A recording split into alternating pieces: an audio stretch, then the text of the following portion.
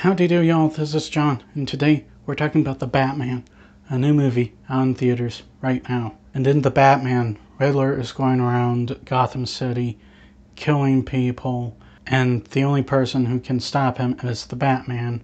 However, as he does so, he starts to learn a lot of uncomfortable truths. Okay, so getting into it, Robert Pattinson is really good as the Batman. Do I think he's the best actor to portray him? No. My favorite's Christian Bale.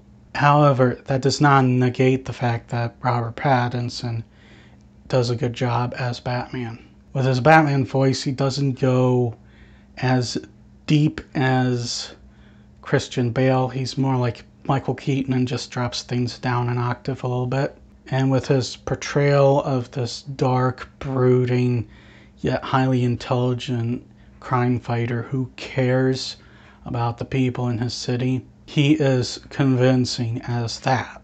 And I also would like to throw out some praise for Paul Dano, who portrays the Riddler. And in my opinion, this is the best Riddler we're ever gonna get. Because the Riddler here, he's intimidating and he's very psychotic.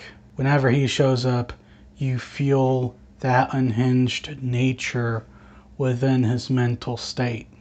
And that's because of Paul Dano's performance, which I think is worth talking about. And I honestly think that all or almost all of the actors in this movie did a good job.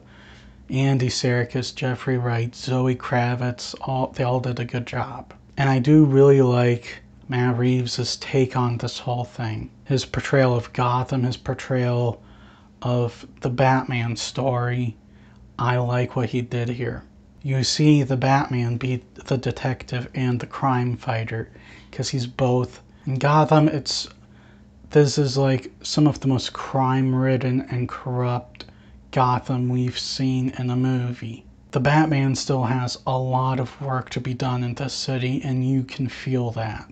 And Michael Giacchino's music, this is the best musical score I've heard him do. Because honestly, this is some great music. It helps with the tone and the build-up and the intensity and suspense. Just really good music. Really, there's one major problem in the movie, and while it did not destroy my overall enjoyment of it, it's something I have to talk about. There's a little bit of messaging going on in this movie, and it's typical Hollywood messaging. It talks about stuff that isn't even an issue. Really, if they wanted it to be relevant, if you ask me, the Riddler should have been a victim of something that he didn't even do. Because you see this all the time anymore these days. People getting canceled over stuff they didn't even do. People losing their jobs over nonsense that they didn't even do.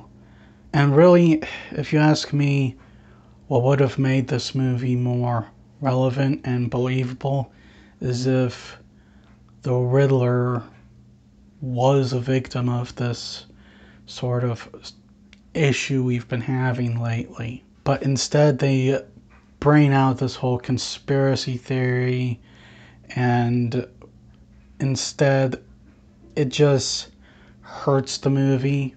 But overall, I enjoyed this movie. I don't think it's great, but I do think it's a good Batman movie, and I would probably go out of my way to buy this when it comes out in 4K. I'm gonna give The Batman an 8.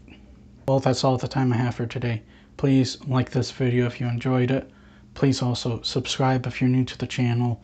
And as always, please remember, the Buddha will return.